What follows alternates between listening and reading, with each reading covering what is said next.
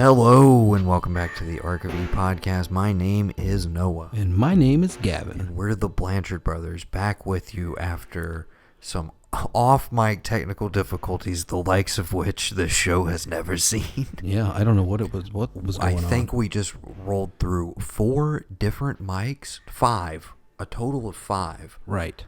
Separate mics to get Gavin to be able to record tonight's episode. Yeah. And so I think the podcast gods are like, hey, you guys don't really need to talk about the little things. The world is fine without your commentary. But as they say, Noah, the show must go on. Yes, it must, even though it's an hour after the original start time. I love that anytime you actually do show up here early, something happens and we have to take forever. Yeah. Yeah. That's where the cookie crumbles, as they say. Yeah. Okay. As mentioned, we're going to talk about the little things. This is my money's on Leto. Part 2, and the little things review. And I mean, the big question: did you win your bet or not? I guess that's the debate of this episode, and whether this whole joke was worth all of the setup, whether there was actually a payoff. Who knows? We'll do a little what we've been watching at the top, maybe beforehand. We will go spoiler free and give our kind of overall reaction, and then we can't really talk about my thoughts fully without delving into some spoilers. So we'll save that. No, we can do that. Like a lot of people are watching it this weekend, so hopefully you caught up with it. We can. And I think I think this is gonna drop on Wednesday. Yeah, people so have had time. Yeah, we'll just do it. And then also this is becoming a little trend, and I like it. But we got another feature this episode. Miss Becky Drake is rejoining us. She was on the first episode of the season. Mm-hmm. Cobra Kai, New Year's Day, Hangover Bingealong. Mm-hmm. It was a fun time. Oh yeah. And she's gonna give her thoughts, her 2 cents as well on the little things. You guys recorded that, so I look forward to hearing her thoughts because I think we're pretty split on this one. Yes. So, before we get into that, shall we? What have you been watching? Well, I finished The Leftovers. Me too.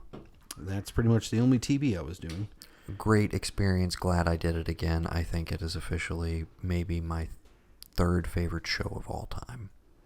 I am surprised how much the piano cover of Where Is My Mind was used in the second season.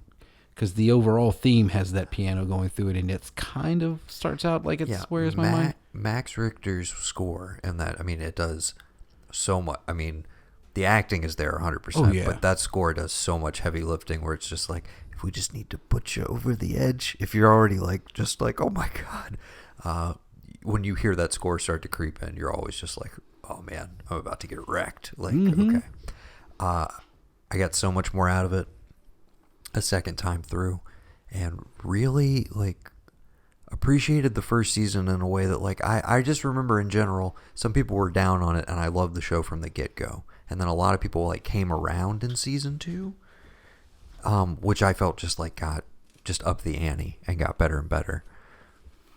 And then revisiting 3 as well, which I didn't rewatch any of those episodes, was fantastic. I really like how they rounded everything out. Highly recommend it to anybody right now. And has weirdly taken on a whole other layer of meaning given the year we just went through. Yeah, so. And I've told a few people, if you have anything that you're dealing with, it's kind of a weird go-to thing for processing in general. Yeah. Even if you want to get to it as even if you want to use it as a tool of, well, hey, at least half the world isn't gone. That's a great thing just to start there, But I mean, going into looking how people cope at things, how they deal with things on a grandiose scale, what that does to the society and the world's population at large. Yeah. I feel like there's a little bit in there you can pull to help if you're going through anything on your own personal life that might just be a little bit too much. It's hey, even if it is, hey, these are bad ways to handle things. It's still beneficial in that regard. Definitely. I feel like. I wonder if also the first season, which again, a lot of people complained about just being way too bleak and why'd you make me watch some of that sort of vibes. Mm-hmm. I feel like people are also a little less or a little more numb to that. I feel like And so the first season doesn't play as harsh and as like uninviting as maybe it did in years past, because people were like, when it come out all at this point. What, the first season's 2014, 2015? Yeah, same year as True Detective. They were airing in like parallel. Yeah, we were all like in a better place as a country then. Yeah. So like after 2016, and that's why all gloves are off, and you're like, it doesn't matter. The Leftovers and True Detective season 1, two of the darkest like opening seasons to any series. Yeah. So, but yeah, I highly recommend going back through it if you have HBO Max, which presumably you do if you're listening to this episode, because you hopefully watch The Little Things. Or if you don't, and you're asking if this is a reason to get HBO Max, Gavin will say, yeah, dude, you should totally get HBO Max. Not for this movie alone, but like, it's not a bad thing to have on there for free for 31 days. I suppose, yeah. Yeah. I'm really interested to hear why you gave it the rating you gave it. Well, we'll talk about it in a minute. All right. I finished Twin Peaks: The Return. Okay. Which I think is officially my favorite show of all time. Okay. No surprise there. So, and then I think 6 Feet Under is still number 2. All right. I don't know where it goes after that. But I've just been rewatching stuff because there's nothing really out right now except for WandaVision. Yeah. Which you told me you have not started yet. No. Which I highly recommend that you do. They're 4 deep right now. Yeah, I'm waiting for... That's one of those I'm waiting for. You're just going to wait for it and binge it? Yeah. I mean, I did it with Mandalorian. At least up until last... I enjoy the week-to-week yeah. of Mandalorian and of WandaVision now. I'm thoroughly enjoying it. Like I said, they're 4 deep. I don't know if it's going to be 8 like Mandalorian, or if it's going to be a little bit longer. We'll see. But that's the only like new thing that's currently airing that I'm watching. I did crank through season 4 of Search Party, which is available on HBO Max. Another. We should just change this to an HBO Max show, I guess. Yeah, that'd be great. We're halfway there. See our episode HBO Maxing and more. Yes. Okay. Trying to see if there's anything I can mention that doesn't interfere with our 2x2 retro review for February, which we'll be announcing at the end of this episode. Stay tuned. And I really don't have anything. Search Party Season 4, though, thoroughly enjoyed it. A little bit of a dip down for me compared to the previous season, but I had fun with it. They definitely took it in some crazy new directions. There are some awesome cameos, which are already spoiled in the trailer, so I don't feel like it's spoiling them here. Susan Sarandon is in this season in a very wild and fun role. One that is not in the trailer, but I was pleasantly surprised by, is Ann Dowd, Patty Levin from The Leftovers. Oh my God. And, of course, she's in Midsommar, and pretty much anytime she shows up, you're like, oh yeah, she's in everything. Dude. She was in Midsommar. I forgot about that. She's in a great movie called Compliance. I feel like that's where she popped for most people initially, if you've never seen Compliance. I don't think I have. Great, based on a true story, super fucked up. Really good movie, though. You should check it out sometime. It's a one and done kind of movie, though. I'll never watch it again. Yeah. Okay. I'll put it on the list. Yeah, Compliance. I don't know if you know this story. There's this guy who would cold call restaurants, pretend to be a police officer who was calling about employees. No, don't talk about this. Story? No, I know this fucking story, dude. I just listened to True. Compliance is the movie, which, if I'm not mistaken, is directed by Craig Zobel, who directed the International Assassin episode of The Leftovers. Everything is connected. I want to make sure I'm correct. And she plays who now? She plays the manager? She plays the manager at the fast food restaurant. And she calls her husband up there? Yeah, you've seen it. I haven't seen it. Oh, okay, you know the story. Yeah, so... It's either Case File. I think it's Case File. Yeah, Case Files episode. Dude, hell yeah, I called it. It is Craig Zobel, and yes, he is the director of the International Assassin episode. Yeah, dude, that was super And I think probably the most powerful man in the world and his identical twin brother as well. Probably. I think they brought him back for that one. He owns the dreamscape. Yes, I suppose. So yeah, Ann Dowd makes everything better. So she popped up in Search Party Season 4. She was fun in there. It's a wild, crazy season. I highly recommend it to people if you haven't been on board. You now got 4 seasons. You got 40 episodes just waiting for you there. Great little half-hour, dark, cynical, modern comedy. It's good. It's good. I like it. Okay. We got anything else, or are we diving in? I got 4 movies. Okay, lay them on me. Midnight Sky. That's the Clooney Netflix one from last year? Yeah. Didn't catch it. What's your... What? Don't. Okay. Don't waste your time. Gavin didn't like a movie for once. Don't waste your time. Don't waste your time. Wow. It's like he... Not even a soft, I'm surprised to see you so negative. So tell me, what's wrong with... Looks Midnight pretty. Sky? Okay. Why? I get it. He wrote and directed it. Great. But it's like he was in Gravity and he was like, you know what? I can do this. I want to be Sandy. I want to be Sandy. Yeah. I want to be But Sandy. on the ground. I'm going to flip it. With a beard. Yeah. Yeah. Okay. And I want to, like, instead of just listening, I want to see the thing that isn't there. Okay. There you go. Oh, see. Oh, you just spoiled the whole movie. I did. Me. Okay. Don't worry about him. Okay. I mean, if you like Kyle Chandler, you're good. All right. Don't know what happens to him. We all know what happens to Clooney. It's just not. I get it. That's cool. You get it right and direct. That's awesome. I didn't make a movie, so fuck me. But at the same time, like, okay. I reached a point in my life, Noah, where like there's so much shit. I need something to grab me. Right. You don't know how many movies I've turned on in the first 10 minutes. If I'm not like, oh my God, I'm like, fuck this, I'm done. And I'll go to the next thing because there's just so much. And I don't want to waste my time on that. But I knew it was a big thing. Very interested when we get to our review what you thought of the first 10 minutes of this movie. But okay. Oh, well, yeah, of course. Anyway. Okay, The Midnight Sky. Yeah. Big thumbs down from Gavin. I have not seen it myself. I am admittedly far less inclined to dive into it now that you're like, don't bother. If you're telling me don't bother, yeah. Killer Joe. Never seen it before. Oh, wow. Was that a play? Yes, it was. It felt like a play. Yeah. It was really weird. It just felt, I kept watching. I'm like, am I watching a fucking play right now? It's especially the staging of it. It's a Tracy Letts play. Uh-huh. If I'm not mistaken, the original Killer Joe, I think, is Scott Glenn on stage originally. I think you're right. I thought I heard him mention that with the Maron interview, which I listened to. How'd you like it? It was fantastic. What'd you think of the whole thing about him converting for his wife, dude? I thought that was just like a great. The fact that he's a Jew, I had no idea, and I was like, that's like awesome. And yeah, the whole story. People go listen to it. We don't have to ruin it here, but yeah. I was like that. At that point, I was like, oh man, I want him to be my dad. Like, I want him to be Kevin Garvey Sr. Come on, man. Sure. Yeah. Killer Joe. What you did? You have more to say about it? I mean, I love that movie. Oh yeah, yes, it amazing. is based on a play. It's a Tracy Letts play. Tracy Letts also wrote the play Bug. Okay. I think Michael Shannon is the Emil Hirsch role originally on Broadway with Scott Glenn as Killer Joe. If I'm not mistaken. Did they not? I'd have to look that up. Did they not? Or maybe he's the Thomas Hayden Church. Either way, part. Dude. Those two, did they not? But put yeah, it on if film? we could find that, I would love to see God, it. I would pay anybody what they wanted if somebody recorded that. So that's two Billy Friedkin, Tracy Letts adaptations. That was a freaking movie. I forgot. Bug and Killer Joe. Yeah, those were his like slight comeback. Like, hey, I still got it.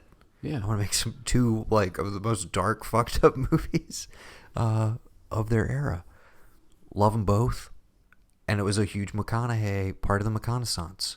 Pre-True Detective McConaissance. It's kind of what kicked it off. I was going to say, if they didn't think he could be a cop, a sort of semi-crooked cop from anything else, I would imagine that would have been the one if it hadn't come out before True Detective. But I didn't know. This is the one in the same way that like Downey Jr. It's like Kiss Kiss Bang Bang. Right. Zodiac. For me, Game 6 with Michael Keaton, great movie that nobody talks about. Right. But just these steady, like perfect little supporting parts. Kiss Kiss Bang Bang is a little bit more like hyper, and all of a sudden it builds to Iron Man. Right. But McConaughey, before you get to Dallas Buyers Club and the Oscar in the same year as True Detective, and he had a third one that year as well, right? There was something else. Lincoln Lawyer. No, that was in the midst of it. That was in the build-up. The run-up to it. But exactly. But Killer Joe was kind of the start point for that for McConaughey. Okay. Great movie. Yeah, I didn't realize you hadn't seen it. Who is the little girl? Is she important? Now? I feel like I see her in stuff now. Oh my gosh. Juno Temple. Yes. She was in Dark Knight Rises. That was kind of her like big studio movie, but mostly I think she's just mostly in indies. Okay. Who was she in Dark Knight Rises? She was with Catwoman. Okay. She was gotcha. Yeah. Okay. I'm trying to think of other Juno Temple movies because I've liked her in other stuff. It's just nothing. I feel like I've heard the name recently. In a couple I feel like things she's in The Brass Teapot with Michael Angarano. Maybe. Fun little indie movie. Anyways, what else? You said you got two more? Spree. That's with old Joe Carey. Joe Carey. Uncle Carey Joe. from Stranger Things. Yeah. Haven't seen it. It's where's it on right now? Prime? Hulu. Oh, it's free on Hulu. Yep. Correct. Came out last year. It was a VOD movie. Mm-hmm. It's about a rideshare guy who kills people. Is that right? It's such a, on the basic level, it's that, but it's such a, there's so much more in there that like, you just the way that he comes across, and it's like, he's the kid that like should have outgrown this, and it's not him, like, you know, being online, look at me, all this, like he's like our age, just a little bit older, but still trying to cling to that, and the cringiness of it all, and what it says about how we cast and put everything out there to the world. What does that mean? What can it do? David Arquette shows up as his dad. I thought was hilarious. I want to watch that David Arquette wrestling documentary he came out with. That looks crazy. I enjoyed it. Of course, I love Joe Carey. I wish he did more stuff, but if he's doing that, maybe a soft recommend for October 2021. I would probably watch it again. If it's still free streaming somewhere, I may check it out. And what's your last one? Just Mercy. Have not seen. Fucking amazing. Really good. Yeah. I don't know why those people were not HBO nominated. HBO Max has it right now. Is that correct? Okay. Yes. I need to finally get to this one. Yeah. It is fucking great. I mean, if you needed any more examples of why Michael B. Jordan is Michael B. Jordan, here you go. And if you want to know why they gave Jamie Foxx an Oscar, he'll show you just like he does. I heard a lot of people making the case that he probably should have gotten another one for this movie. He fucking should have. Yeah. I'm sorry. I'm trying to remember who got supporting this past year. That was what I was thinking. I was like, this always happens though. The closest to the Oscars always complete. Yeah. Oh, fucking Brad Pitt for Once Upon a Time in Hollywood. Yeah, that's great. Is that his first Oscar? Yes. You know what? They got it right this year. That's perfectly fine. But that was the one like guarantee. Like everybody was like, it's got to happen. It's not going to be anybody else. And you know, but for that performance for this time, great. It wasn't an Art Carney for Best Actor when you got Nicholson and Pacino in the mix. I get it, and I can accept that. But if he's not nominated, my vote would have been Jamie Foxx, because I think he was in some of the prelims. He just wasn't. I don't think he got the Oscar nomination. Yeah. Anyways, fucking great, dude. You ought to watch it. I look forward to it. I really liked. Was it Brie Larson? Is she? Is Brie Olsen the one that was involved with Charlie Sheen? Yes, the former porn star. Right, and Brie Larson is the actress. Completely different people, yes. Right, okay. I was thinking about that on the way over here. Short Term 12, which I believe same director as Just Mercy, if I'm not mistaken. I think so. Justin Daniel Cretton. Does that sound maybe right? Could be way off. Anyways, And I finished Dune. I watched all of Dune. David Lynch's Dune or the series? Okay. David Lynch's Dune. You said you finished it, so you had been watching it in parts, or? Well, I started it like 2 nights ago, and I finished it yesterday. Okay. It's a long movie. Yeah. A lot of people, I was like, oh shit, there's that person. Pretty cool. It's Big Ed. Yeah, Big Ed. Fucking Big Ed. Yeah. Sturgard, Big Ed, oh my god. That's Chucky. Yeah. Who's fucking Chucky up there? Yeah. Well, who's Patrick Stewart? I know Sir Patrick Stewart, but not Patrick Stewart. Who's that guy? I've never gotten to do this one. Is that Dean Stockwell? Yeah, that's Dean Stockwell. I want to know who... Quantum Leap, is that right? Him and Bakula? Yeah. Yeah. What the hell was Dean Stockwell just in? I always know him from Air Force One as the I would sign that order. If the Madam President can't, I'd sign it, yeah. Then Glenn Close is like, shut the fuck up, basically. Yeah. I want to know how much money was spent on eyebrow prosthetics for that movie. Quite a bit. Because there was a lot of... Is that what we do in the future? We just don't... We don't tame them? We just let them go? I always took that as that's probably one line in the book, and it's and they all had bushy fucking eyebrows. It all seemed like just went completely overboard with it. It was all like the Emperor's dudes that weren't Harkonnens, but also Harkonnens. It was all those guys had bushy. It's like the people you don't trust, they got fucking bushy eyebrows. Yeah. We talked about this. I'm still excited for the new Dune that we got coming. But I'm just... Are you not a little just let down by the aesthetic choices of the new one? That it kind of looks like a lot of other sci-fi movies you've already seen. Whereas when you look at this, you're like, what the hell's going on? Right. And the idea that like Jodorowsky or whatever wanted to make an even more surreal version of this, and like David Lynch to him was like, this is too traditional, is fascinating to me as well. You gotta watch that before you watch the new. Have you ever seen Jodorowsky's Dune? It's a documentary about, he did El Topo, The Holy Mountain, surreal avant-garde director, okay? And his dream project is Frank Herbert's Dune, but not like a straight adaptation. Like he wanted to like cast Salvador Dali in the movie, all sorts of crazy decisions. As who? I forget which character, honestly. The casting decisions are like insane. I think he wanted David Bowie in it. I don't know. David Bowie as Sting's character. The documentary. Right? No, I don't even think it was that. I think he wanted him as Paul Atreides, if I'm not mistaken. That would be amazing. Okay. So the whole doc, though, is here's all my notebooks, here's all my storyboards, everything. I like poured all of my creative energy into this movie that never actually came to fruition. Here all of it is. And it's fantastic, dude. You got to watch it before we watch the new Dune. Okay. Yeah, for sure. I have to check it out. It's part of the Duneverse. Right. I'm not going to watch the miniseries. I watched that on Sci-Fi back when I was in middle school and like thought it was the greatest thing ever. If I went back to it now, is it just the book Dune, or is it like, does it encompass all the sequel books? It continues on to do Children of Dune as well, branching off of that same cast. I don't know if I followed it that far. Okay. But it's a mini series. It's, it's only like, I want to say 6 or 8 episodes. It might have even been shorter. It might have been like 4 hours total or something like that. But yeah, I can't in good conscience be like, you got to go watch that. You got to watch the Lynch version, because I think you would be burnt out by the time you get to the new one and just like, I've seen all of this. Like, which I feel like people are already going to feel like that, because they're going to be like, this is kind of like Star Wars. This is kind of like, pick a sci-fi movie. I don't know. It's very influential as a novel. If you're telling me that they're going to ride those giant worm things in the new one, maybe not, because that's way too big a scale. I at least felt like the way they shot the worms in Lynch's movie, it gave credence to like, oh yeah, they could totally ride these things. That's cool. Yeah. I don't know why they're above ground all of a sudden when they've been underground, but it's fine. I'm not even going to worry about it. Like, why would they not just dive back down underneath when they realize people are on them, like a Colossus or something? Yeah. But I get it. But like, hopefully they get a little more wild and creative with it in this one. We'll Tim Chalamet, he's not going to fit on top of that. It'll break him in half. It'll swallow him whole. It'll take him 4 hours to climb up the side of it. I mean, what the hell? Yeah.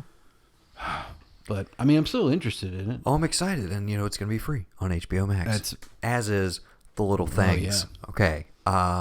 This would be what we would consider the spoiler-free section of the episode. It's going to be very brief. We will give a synopsis. I kind of wanted to go with the IMDb synopsis, but you know what it is? What? 2 cops track down a serial killer. Very brief. We'll give a little bit more. A little more depth. Ready? I got you. 2 cops track down a serial killer in 1990. October 1990. That's it. One of them, get this, he's a grizzled vet who may have seen a little too much. I mean, a veteran of the force. But may have seen too much, may have a little bit of a complicated past, and he's all but retired into he's a deputy now. He's not a homicide detective. No. So you got that going for you, that old chestnut, and you got the new upstart. What cocksure college boy? Yeah, fresh out of the academy, the it boy. I don't know, detective who needs to learn a thing or two. And you got them tracking down a serial killer in 1990s Los Angeles. You knew him, didn't you? Then you had that one little feeling. But you waved it away. You should have listened to that one little feeling. Just like I'm listening to you now. You can talk to me. I'm all a friend you got. You're not exactly a department favorite. Things probably changed a lot since you left. You still gotta catch him, right? Yeah. Not that much has changed then, right? I can assure you all we are taking a 24/7 all-hands-on-deck approach to these cases. Guy's a shark. If he stops, he dies. He likes to drive. Probably has a decent car, maybe 2, high mileage. You must really like my car. I do. How's the trunk space? Something I gotta know. How's a guy with the best clearance rate in the department work 15 years without a promotion? Maybe I didn't go to the right church. When I look in your eyes, what I see, it ain't good.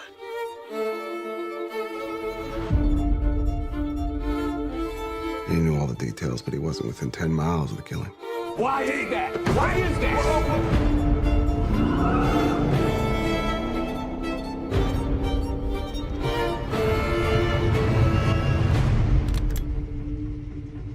How's the trunk space?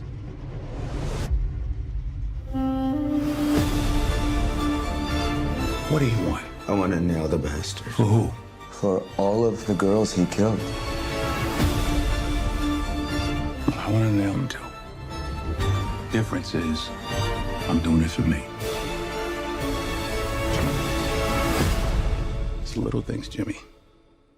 It's the little things that rip you apart. It's the little things that get you caught.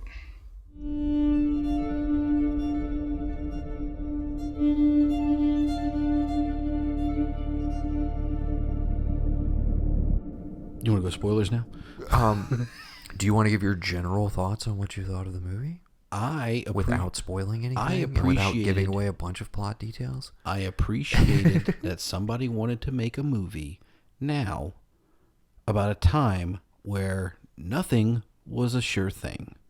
Because in 1990, we did not have the big thing that everyone seems to take for granted, and every cop show and every procedural show thinks it's some magical thing they can just throw out in a piece of script. We didn't have DNA in the 90s. It didn't come around until prominence until the mid to late 90s. First big case you might remember where DNA was a huge thing, probably John Benet Ramsey. People had been doing stuff. If you watch that Night Stalker, or if you watch anything about the original Golden State Killer, the way they found D'Angelo was that somebody did 2 rape kits, kept one in pristine order. When the science caught up to it, they used that DNA and were able to track him through familial DNA. But you didn't have that in this movie, and I can appreciate that. Other thing I can appreciate that, payphones. I like things where it's not as simple as flipping your phone out and getting all the answers you need right there. Other thing, don't think I saw a car over the year 1995, if I can say that, anywhere in this movie. Everything, it felt lived in 1990 a little bit to me. Okay. What else can I say about it without spoiling anything?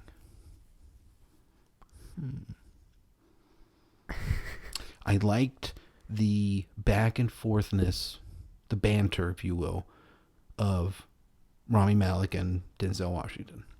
Okay. I could appreciate their back and forth.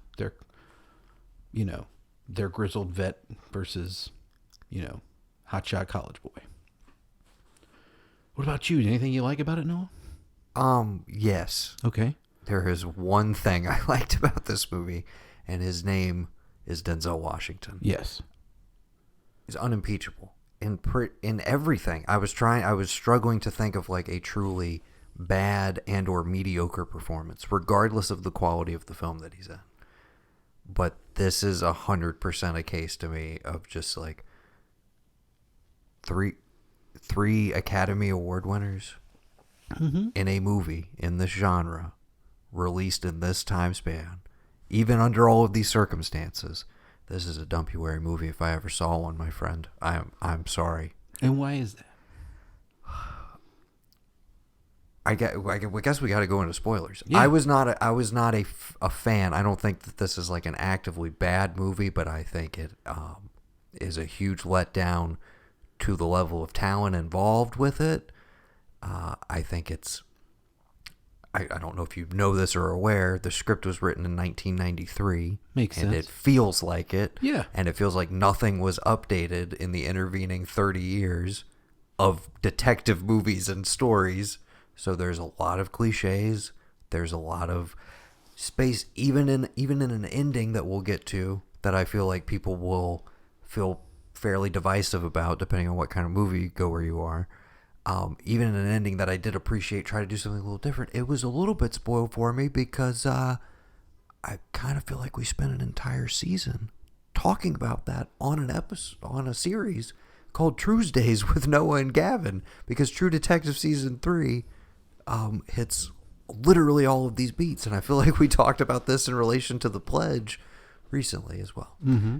But it felt cliched. I felt like it had a lot of script problems, and I have a huge problem with one of the lead performances, which I am struggling to wrap my head around.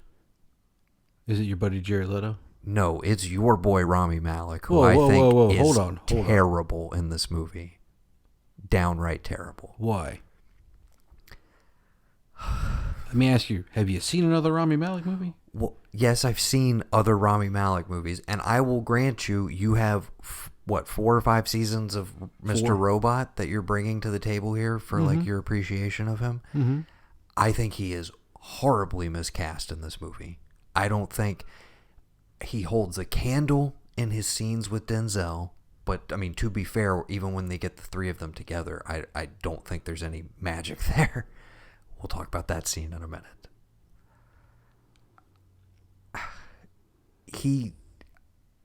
I just don't think his vibe is right for this character at all. I have a huge recast. We can talk about it. I have my fix for this movie, I think. But he has an odd energy, but I don't think it's put to great use in this type of character, the way the character is written, which is essentially the analog is, of course, Brad Pitt in Seven. Like, that's who this guy is supposed to be, except he's got kids and he's a little further along. Okay. Like in his detective life. Some of it is script. Some of the dialogue he's forced to say, and then how he chooses to deliver it, I have huge issues with. We're officially gloves off. Yeah. Spoilers now. Okay, Gauntlet so thrown. spoilers for the little things. But yeah, if you want to tune out now and check back in with us, Gavin really liked this movie. I have a lot of problems with it and was very, very disappointed overall. But here we go. Okay. Do you want to are we running through from the top? Do you want to talk about a particular aspect? I mean, I'm just curious as to how you got where you got, because I don't know what it is. It may just be my affinity for true crime and just my overall affinity for being able to have new stuff for free that just shows up at 3:00 in the morning, which is when I watched it. I don't know. And that makes it just shy of a masterpiece? It's 9. I enjoyed the shit out of it. It was something. I mean, if that's how you feel, I'm Yeah. not hating on you here. I just Okay, let me ask you something out front. What do you not like about the ending?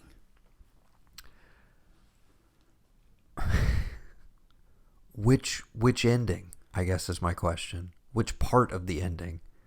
I don't know. I mean, you said an ending we can get to. What were you referring to? Okay, well, I guess maybe we should go ahead and talk through the plot a bit for people. Granted, you probably watched it at this point. Yeah. But yeah, if you want to go ahead and talk about the ending, they've been tracking Jared Leto for the back half of the movie. He doesn't show up for about the first 40. I think we clock him Almost like an 40 hour? minute in. Yeah. But he doesn't show up and have dialogue for about the hour mark. Right. So they've been tracking him. They're pretty well convinced this is our guy. Mm-hmm. But we're getting, things are being played with where we're like, well, does all of this connect? Or are they just kind of like, they need it to be this guy? Because this goes partly to my performance issues with Rami Malek. I did not buy the descent into obsession with this guy. I just didn't and I think part of that is connected to, it's a grander problem in detective fiction, etc. There is so little focus on the victims here. Mm-hmm. To the point where there's family members that come in of the missing girl and he actively doesn't talk to them. There's the girl who comes in who like was the witness from the opening, correct? Which we can jump back to there for a second. I didn't find any true tension or scares in this movie. Not that that's necessarily what I judge something like this by, but I knew from the opening that this was maybe going to be a little bit different of a vibe than I was necessarily expecting, because we don't get an opening murder. Right. That is then being tracked. We get an opening near miss. No murder on screen. No violence on screen except for one act of violence on screen. Yeah. That's it. Part of why I liked it. Yeah. You know, Fincher did it in 2007. That's no big deal. Yeah. It's no big deal. Zodiac. Didn't he throw the baby out of the, like, throw the thing out of the taxi? Doesn't happen on screen. Oh, okay. You talking about the Ione Sky thing? Ione Sky. Yeah, that I just wanted you don't even see it on screen. I know. But yeah, you have the 3 acts of, I mean, you have the 3 murders basically. Right. 4. You have the 3 on-screen ones. Right. And that's it. Right. And the rest of the movie is the detectives. Yeah, And talk about a movie that about obsession and like the links you'll go to, etc. Again, well-worn territory. But the opening of this movie, where it doesn't lean into that, I'm like, okay, interesting. But it's a setup. We're opening in L.A., which I felt like was not. This definitely does not go in the pantheon of like great L.A. crime movies. I don't get that like L.A. feel to it at any point. I feel like it could have been set anywhere else, and I assume I'm like, was it even shot in L.A.? I don't know. Probably shot in Georgia, and I'm like, why not just set it anywhere else? There's nothing other than the geography of like Denzel is I keep saying retired, but he moved up north in California. He doesn't work in L.A. anymore. He was a detective. He got burnt out.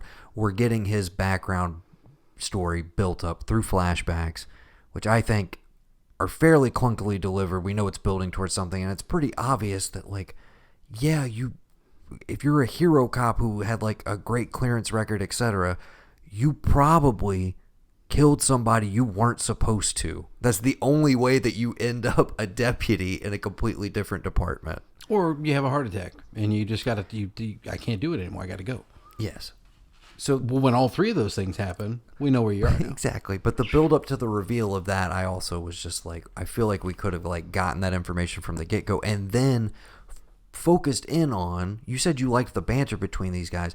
I feel like they're just not on equal playing field at all. And I feel like Rami Malek's not even playing the energy of like the way Brad Pitt is with Morgan Freeman. I'm sorry to keep like leaning on Seven, but it's the perfect like comparison point. It is a 90s serial killer cop thriller where you don't see violence on screen, and it's more of a meditation on, you know, obsession, the nature of evil, etc., the links people will go to, human nature, all of that sort of stuff.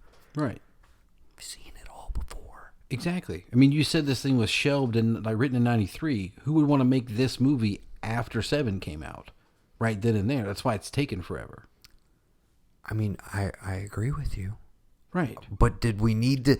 That's the other thing.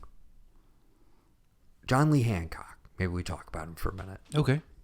Writer and director. I don't feel any kind of stamp on this movie. And I know some guys are journeyman. Your journeyman type directors. But for somebody who held onto this script for almost 30 years, like it was a passion project that he had to make, that he's had 3 decades to think about and meditate on, and like this is his baby. I didn't feel like a confidence in what he was presenting at all. Case in point, the editing style of this movie, which is very quick cutty when it doesn't need to be. We got a lot of like interior dialogue scenes in police stations where we cut around so much where I'm like, dude, Denzel Washington just walked into a room and delivered a line of dialogue and then exited. Why did you need 6 different setups to show me that? And granted, that's being nitpicky and that's being in a mood to be like, okay, this thing is like, I'm brushing up against it. And then you start focusing on it. But I felt not like... all babies are cute, Noah. Some babies are ugly. I know. I guess I just wanted a little more. I was like, you have these great actors. Let's let some scenes breathe and play out. I felt like we were like constantly chopping up to try and maintain some sort of pace, but at the same time I felt like this movie really doesn't even get going until an hour into it. Mm-hmm. Like there's no real engine to it until about an hour in, which can work in some cases if I'm really buying into the setup. And again, Denzel's just over here killing it because that's what he does. Mm-hmm. And he's magnetic, and I can watch him do anything. But then for the first half, the only other way to point the camera is towards Rami Malek, who I just did not read for me as this character at all. I just didn't see why he was cast, other than they wanted to be able to put Academy Award winners, Denzel, Rami Malek, and Jared Leto on the poster. I felt like it could have been anybody. And I felt like it needed somebody with a little bit of a different energy to play the character the way he was written. I think there's a scene in this movie that is not improv. What? You tell me how you felt about it. There's a scene where they're staking out Albert Sparma. Sparma, yeah. He's got a middle name too. Straight up serial killer name. It's gotta be him, right? It gotta be him. There's so many traits. That's the thing. The movie shows you so many different times where you know it's him, but because we're so conditioned to be like, where's the evidence? Where's the DNA? Where's the thing we can prove? You don't have it, and you add just a little bit. So you think he did this shit? Yeah, totally. He chases Denzel in the car the same way he chases the girl that he was running after that got loose. Okay? He has this Denzel. If we believe Denzel is an ultimate super cop, Denzel called the same thing that the FBI called about him when they came up with their criminal profile. Okay? The only thing that you're missing, again, is a hard piece of evidence. If they had DNA at that time, it would have been all over that woman. She wasn't washed. She wasn't clean. He shaved her, but like there's still evidence of his DNA. But he's one of these killers, like a Joe D'Angelo, like a Richard Ramirez, who knew if you're just not there when they find the body, they don't know who you are. That's how easy it was to kill people back in the day. If you just weren't there, as long as you know, okay, your fingerprints were there, that don't tell you shit. My fingerprints were there, doesn't tell you how long they've been there. Okay, I could have rented that apartment before she did. Who knows? So he had a police scanner, and he just happened to be doing whatever he wanted to do. Because, I mean, if you're not, why are you keeping clippings of newspaper under a floorboard in a weird box? That's not what normal people do. That's where you're getting all your info from. Right. Yeah, because you're obsessed with this stuff, not because you're doing it. Or maybe you're obsessed with reading your name in the paper, reading about your handiwork and how they don't know it's you. It's one of those that when DNA comes along, they'll start looking for him again.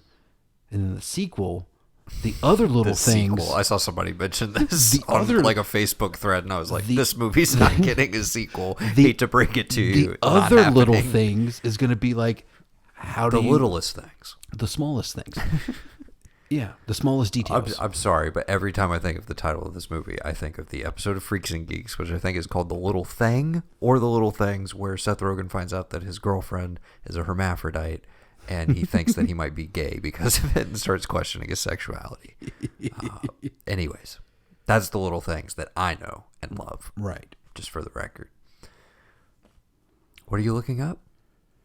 No, I was just, Are you busy with something else? No, I was looking at something about little, No, for my money, if I'm just going off based off hunches. To be clear, you spent zero money on this. It's free on HBO Max. Mm-hmm. You could have gone to the theater. Well, that's the thing you're forgetting, Noah. This is January, for God's sakes. It's goddamn February. Exactly. I mean, is it Den of Thieves level? No, Den of Thieves is a straight not 10 out of 10. Okay? Certainly like Den of Thieves quite a bit better than this. Okay, well, I'm good. I'm glad. As long as we're on the same page about Den of Thieves, by all means. I thought Leto's, his gait and the way that he walked and carried himself, I don't know what he was trying to do. I don't know what vibe he was going for. He was going for the vibe of I'm Jared Leto, and every performance now has to be a performance wrapped in a performance wrapped in a performance. So I need a big old fake gut. I need to just be dirty and grimy. I must have my hair long. My beard must be Well, no, long. he just got off that island. That's why. What island? You didn't hear about the whole thing about like him and 30 Seconds to Mars? Oh, like yeah, a cult they completely off, didn't like, know about the pandemic. Yeah. Well, because they were building like this weird cult thing on an island out in the Pacific somewhere. Here's what I will say. I enjoyed Jared Leto just like basically doing a caricature of a serial killer, which I think lent to the whole idea that like this guy just loves murder and serial killers, but he's not a killer himself. Like, he also loves titties. One of the strip club or gentleman's club all the time. Yeah. And I came up with the assumption that they must have just had him for the day because he's only in one outfit. And just like, can we get him? Yeah, we have one day. All right, let's do it. And they just did it all one day. Oh, and they shot the whole ending sequence at that night as well. Yeah, that'd be quite a feat of filmmaking for sure. They played day for night. I mean, they had it on a soundstage. I'm thinking since John Lee Hancock apparently likes to have 15 setups of even the most basic scene, probably not moving that fast. Probably not a smooth production process. Maybe it was second unit. Maybe he's not playing. Maybe he's playing to a stand-in of Rami Malek and not actually Rami Malek. Maybe they had him doing stuff all day while Denzel was doing stuff by himself. We got distracted. There's a scene where they're staking out Sparma's house about midway through the movie, a little more than midway through the movie. And in frustration, Rami punches the side of the car. They're sitting in the car together. And he's like, oh, fuck. And I feel like it's him breaking character. Okay? Mm-hmm.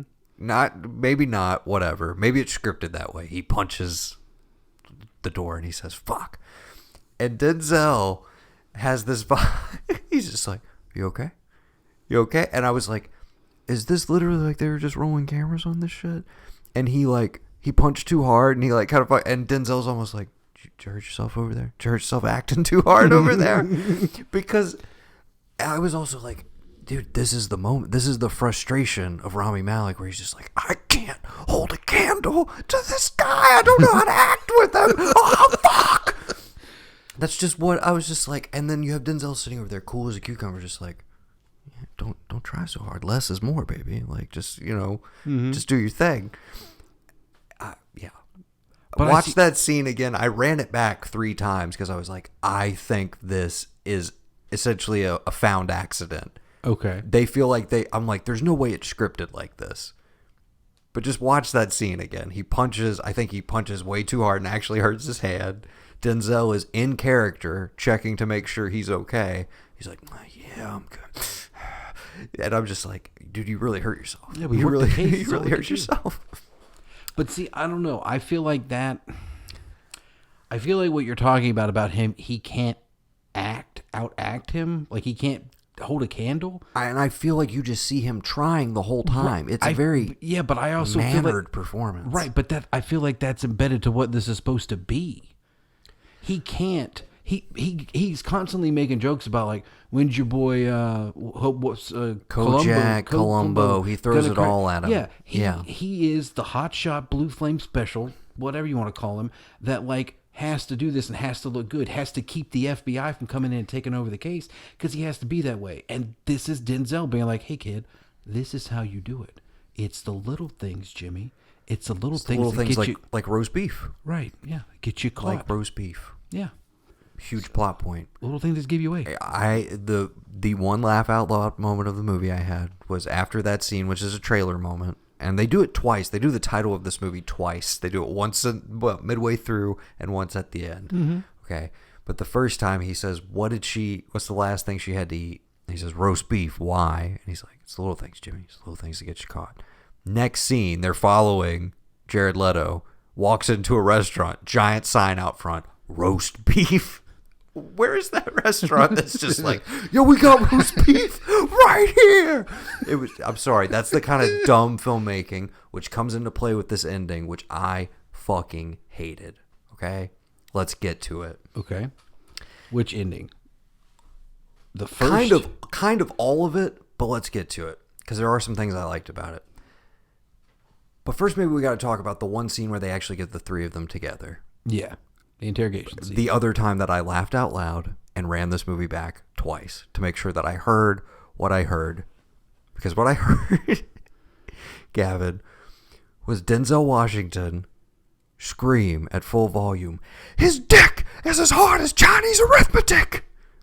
I wonder why that is. Great Denzel, I know, right? I've been standing here Now with is that a? You think that's a Denzel improv? You think that line?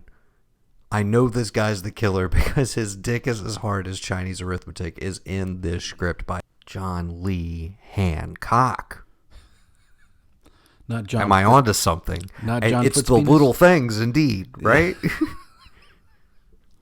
Johnny Little Hancock. Yeah. Yeah. Jimmy Little Hancock. But seriously, that scene, dude, I'm like, this is 3 Academy Award winners together. This is supposed to be like the scene, right? And that's the big crescendo. He feels Jared Leto's boner, and that he's like, police instinct. This fucker did it. Just like, dude, you can't, as we learned from The Pledge, you can't implicate a man based on his erection. You cannot. And no. you can't just like smooth talk a fucking confession out of him. That's why I maintain Jared Leto did not do this. He's just a creepy weirdo, which lends itself to me of his entire performance, which is just like, I'm just going to be the creepiest, weirdest. Dude, I'm sorry. When he offers Rami Malek, like, I'll take you to where the girl is. P.S. Your butt buddy can't come with you. Yes. It's like, who? In the Again, 90s. Is that a Jared Leto improv or is that in this script? I need to know. That's in the script, dude. That's straight 1993. Oh, God. Yeah. So many quotable lines. Yeah. Oh, I agree. I'm going to be quoting this one to the end of time. I think if Dad's the kid that Dad was training that got here out of the Air Force Academy, Jimmy. I think if Dad had seen this around the time he had trained him, he would just, it's the little things, Jimmy. Little things. I could just see that, like Dad trying to be like, hey, you know what? 5 o'clock on Friday, go to the club and get a beer before you go home. It's the little things, Jimmy. I don't know why, but I mean, and that's my question. Do you think that Mr. Footspenis, that he wrote this and never changed it because he was like, well, we know the big shocker in 7 is like, well, we know Spacey did it. What's in the box? My movie can be, oh, we'll never really know, will we? I'll play with the audience. My movie will be, we're not going to drive them both out to the desert. He's just going to take one cop and the other one's going to follow. And then we're going to have some kind of showdown in the desert, but it's not going to pay off the way you think it's going to pay off. And it's not really a twist, but kind of a twist. Also, okay. Here's the thing. Rami Malek in this movie, he's just a bad cop, dude. He's lazy.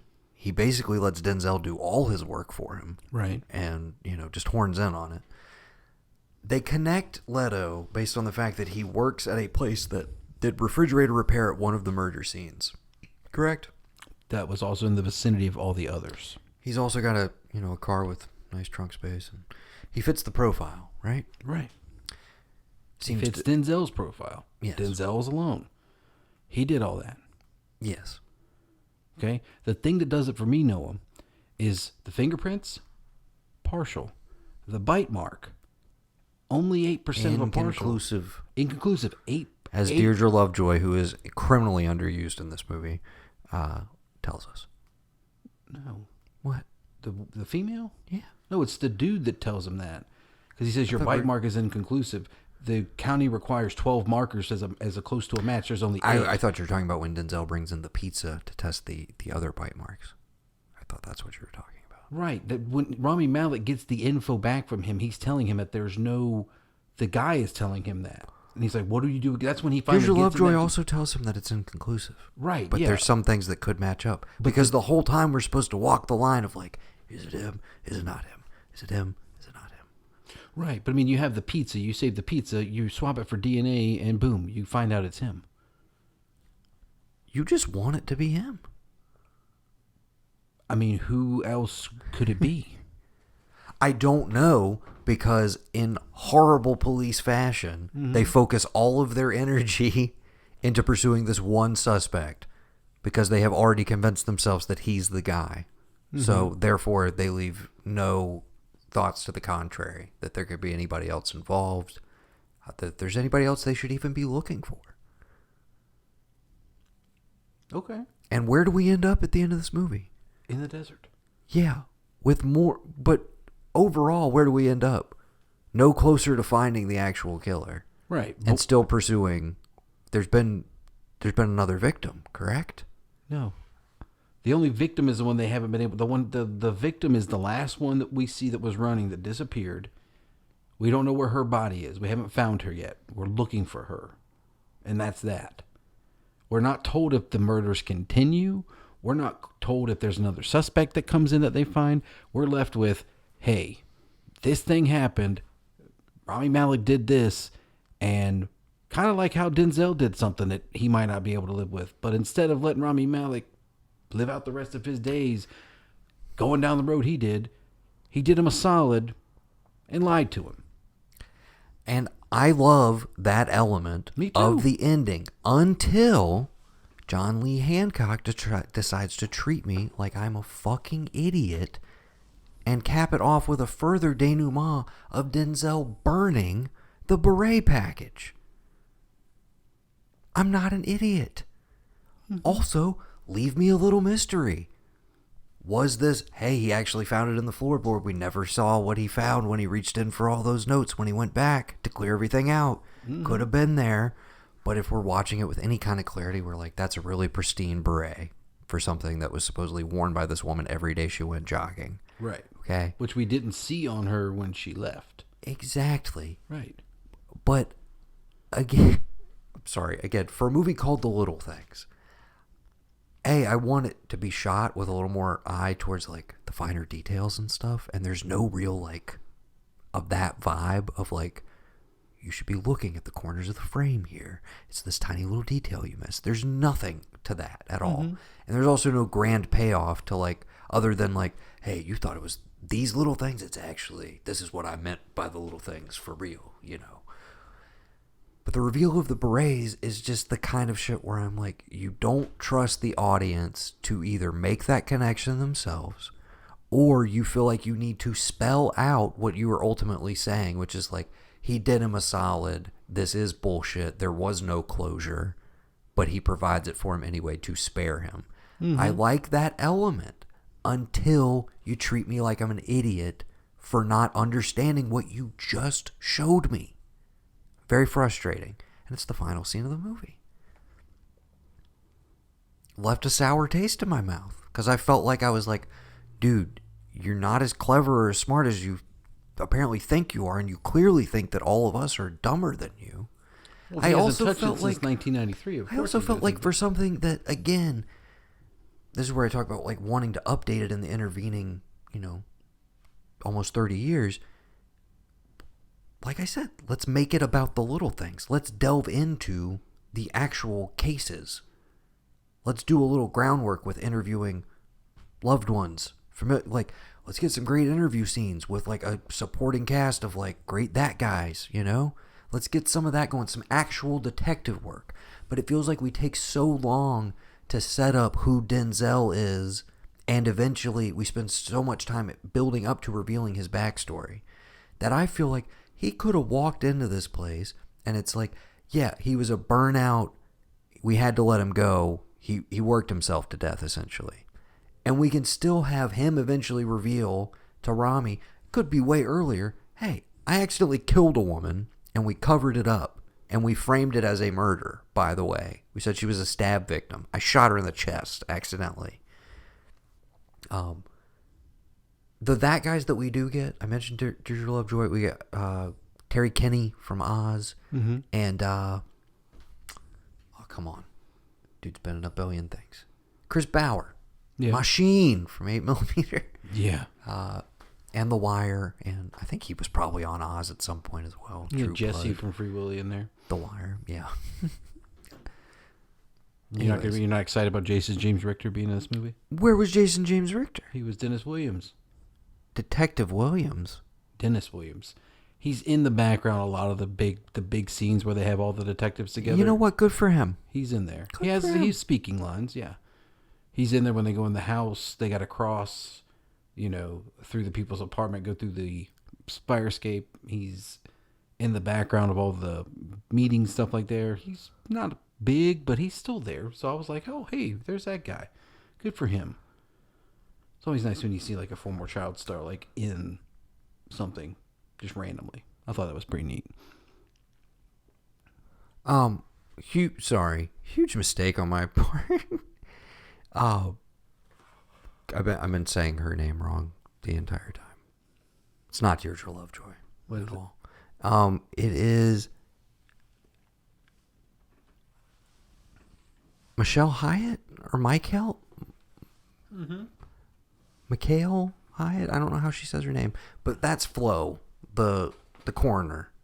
Okay. That frames everything. She was on The Wire as Avon's sister. Yeah. Sorry.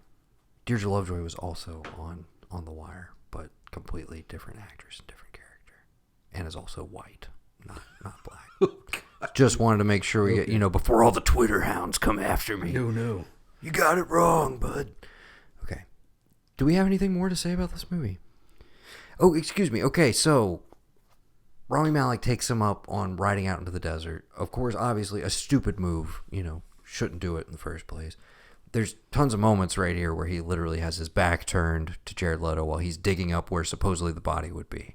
And he keeps moving around to different spots. I do love, because we're set in the 90s and there are no cell phones, et cetera, that Denzel does realistically spend a shit ton of time just driving around out in this farmland area before he eventually finds the gate that Rami has left unlatched for him. Mm-hmm.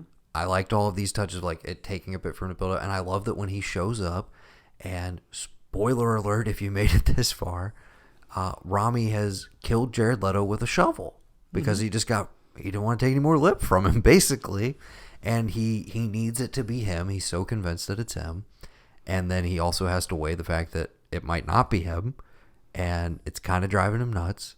He's kind of incapacitated, and I love that Denzel rolls in and is just like, all right, man. All right. I'll be back in an hour. I'm going to take care of everything. Dig him and a he hole, goes and make sure it's 4 feet deep. Yeah. Goes and gets all of Jared Leto's stuff, packs it up into garbage bags, and they essentially erase him from the planet.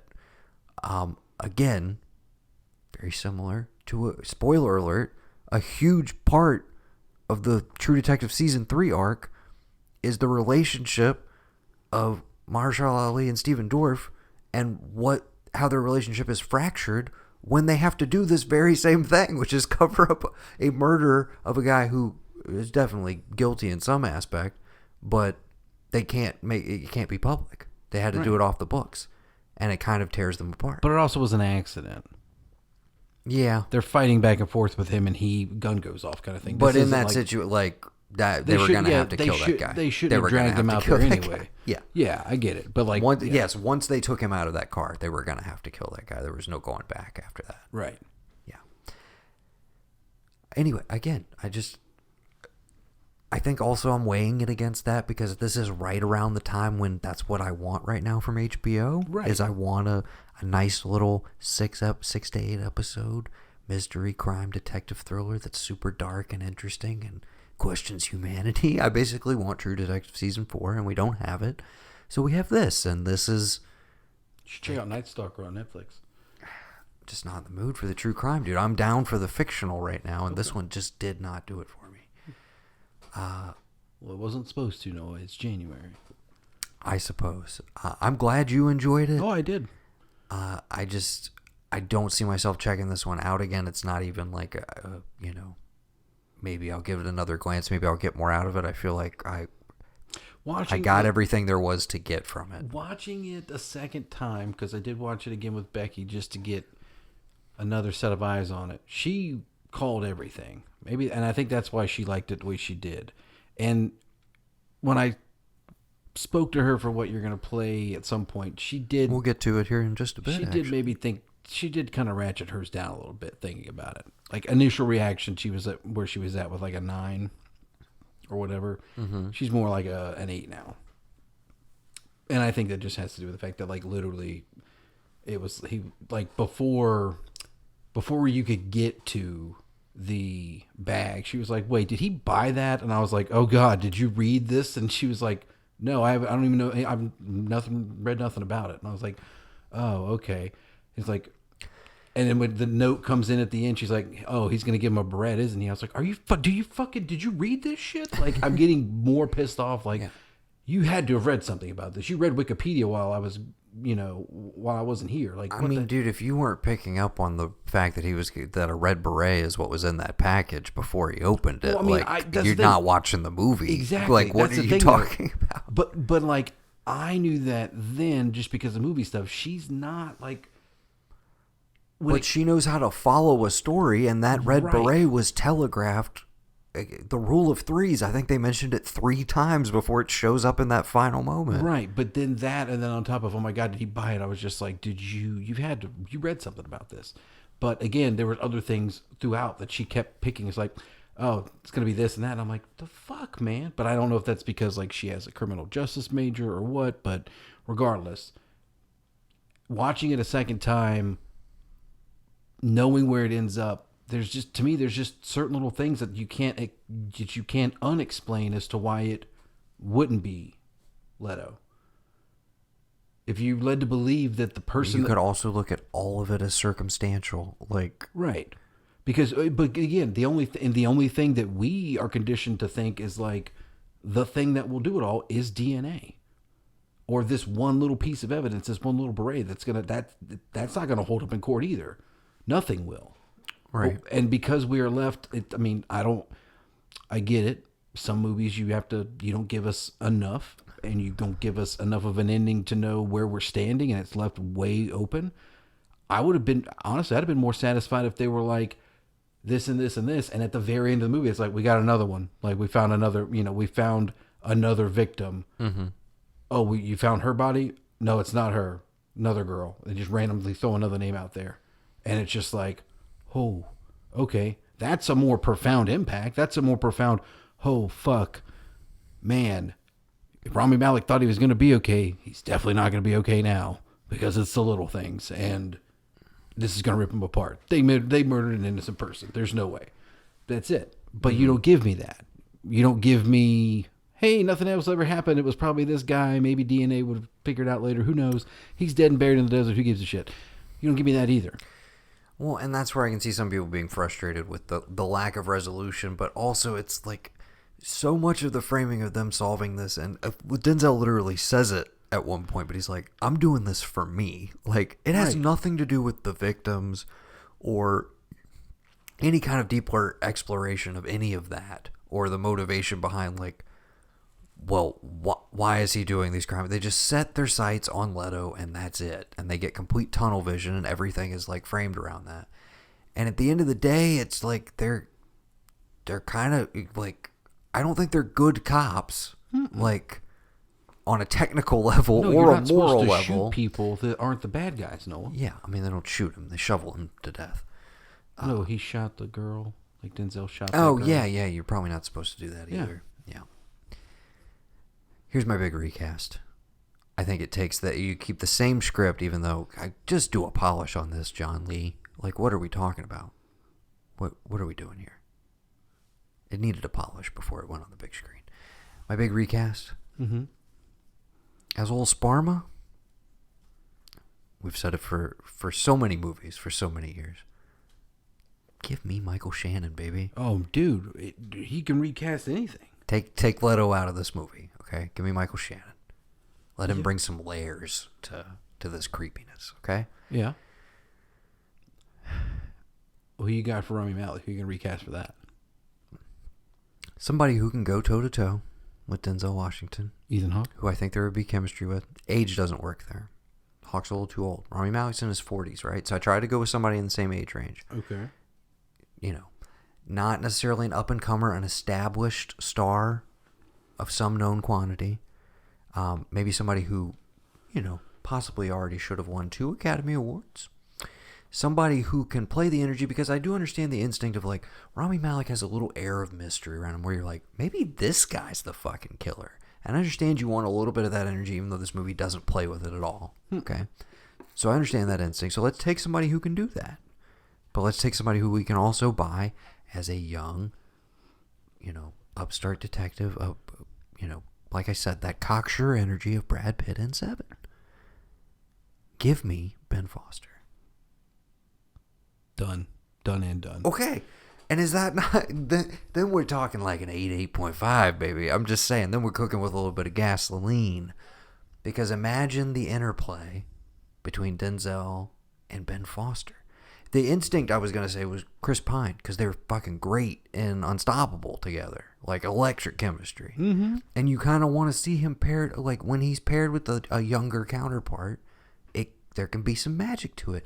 And I just felt like, Rami Malek was so in his head about, I am working with a legend, and so concerned. I feel like some people get consumed by it, and they get eaten alive by him on screen. And unfortunately, I don't think that that's a positive in this movie. Like, sometimes it can work for the dynamics of the characters, but you wanted to feel a certain amount of friendship between these two, and I never felt like I really got that. The screenplay wants me to feel that. It wants me to really feel this hit at the end, and I felt like I never got that. There's the scene where he meets the family, and that's great because of Denzel and the way he interacts with the wife and the little girls. It's all on him. None of the establishing of these guys being devoted to this case and to each other. We don't get that energy that we talked about that we loved in True Detective Season 3 of Ali and Dorf. We're just we like these guys together. We know that eventually, when there's going to be this rift between them, we don't want to see that. We know they're estranged, but they're great together in these early scenes. And that was some of the best energy. And it's the McConaughey and Woody dynamic too. Two very different guys that butt heads in an interesting way. But there was no chemistry there between them. It just literally felt like, they're reciting what's on the page, but there's not much more to it. And again, Denzel reciting the phone book is compelling because he is compelling and he's great in this movie. But the screenplay and the actors around him do him no favors. This is one of those that goes in the lose column for me overall. Is I understand the instinct for he likes playing a cop, dude. And he likes playing an older grizzled cop. I love that we see him a little more. He's got a little of a paunch to him, especially when we see him in that first opening sequence. It's he looks like an older guy. He's not playing into the look. He almost tries to do a little bit of the Denzel charm early on with the lady he's trying to gather the boots from. Mm-hmm. And she kind of was no, you're gonna have to go get a signature from homicide. No, it's it's not playing. So I love that they play with that a little bit, but yeah, I feel like Rami is really my main problem with this movie, but it also goes to the direction, the screenplay, the cinematography. No real identity to it, and that's why it felt like just kind of this anonymous leftover from the 90s. And it's normally, yeah, I'd be excited for something recapturing that vibe, but I also just felt like in the intervening years since this movie was conceived, I've seen so many things that have approached this territory and done it far better and more completely than this does. I think it scratches the surface of some interesting themes, but it never really settles on, does it want to be a creepy serial killer movie? Does it want to be about obsession and the links cops will go to? Does it want to be about how law enforcement is flawed in this pre-technology era? Is that really what it's about?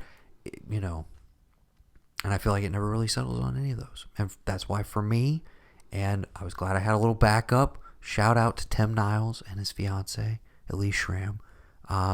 They gave it a 6. I was a little more generous. I gave it a 6.5. And they pretty much, I talked to them a little earlier today, they pretty much echoed all of my sentiments, that they couldn't quite put their finger on what wasn't working for them, other than it just felt like they'd kind of seen it all before. And I understand that instinct. And there's a way to do a cliched thriller that still delivers. And again, I really liked this ending in the overall. I really thought it was going to come together for me there. In the last 15 minutes, I was like, okay, you're going to hit something that I didn't necessarily see as this is what we're going for. And it was you could lead. There was a part of me where it was dude, if Rami Malek is just out in this desert, just kind of looking at the skies for a while, and it ends like The Pledge. Yeah. This movie's probably an 8 for me, but I don't need Denzel burning the berets at the end. I don't need it. It really harshed my buzz, dude. So I just looked at it as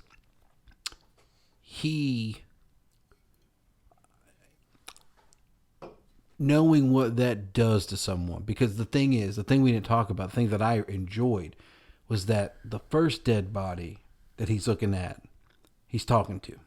Nothing. The next dead body that we see him with when he's younger in the past, she turns and looks at him. And he says, don't be an angel. Don't get involved. Like, you're not here for, like, don't get attached to all this other stuff. It's about getting it, whatever. And it just, to me, I guess because, and maybe I'm biased because I have several other things besides this to, like, look at Rami Malek in and think, okay, because I feel like a lot of people looking at like, oh, the guy that was Freddie Mercury, now he's this, because they can't tell me anything other than, like, I mean, this is his first big because No Time to Die did not come out. Right. I'm excited for him to be the villain in that movie. I'm very excited to see where it goes. And I do think, I talked about a recast, but when we were debating this, the whole origin of My Money's on Leto, we didn't know. We just had the description and we had the 3 leads. Mm-hmm. I think this is also a more interesting movie if you flip the roles and Rami is the suspect and Jared Leto is the clean-cut upstart, That would be great. But it's contractual. He can't do that. Him playing against type. But I'm like, yeah, dude, he refuses to take on anything where he can't be like, this is my own bizarro form of method acting. I got to go full into whatever this is. Mm-hmm. Even if it's something that ultimately is going to be like 15 minutes of screen time, like The Joker, or like this movie. Maybe this is closer to like 20 minutes. I still think the David Ayer cut of Suicide Squad, it bears out that he's actually a genius, and he should have won the 3rd Oscar for portraying the Joker. No, I'm just making it's. Did Nicholson win for the first one? No, but Heath Ledger and I guess it would have chronologically it would have been the 2nd. Excuse me, because Joaquin hadn't won yet. That's why I was saying right. 3. Oh, I forget about Joaquin Phoenix. No, Nicholson was nominated. Yeah, you're right. No, I don't think it would have made him win it. But Jared Leto was the only person to play the Joker on the big screen other than Cesar Romero and not get an Oscar nomination. So you're saying Nicholson was nominated for the Joker that year? He was, yeah. Okay, I never knew that. Yeah. And no, I don't think it would have got him nominated. I think it would have just led you to understand like what that character was and why it looks so fucked up and not the Joker we thought of, because none of us have ever seen a Joker that's had his face caved in by a Batman. You know what I mean? Yeah. So knowing that, you might have been like, oh, I get the weird choices, dude. That's why you have that weird fucking tattoo. That's why you're scared of the name Batman. That's why you have that grill on your mouth. He beat the shit out of you for no reason because you didn't beat up Robin. Your girl did. I got it.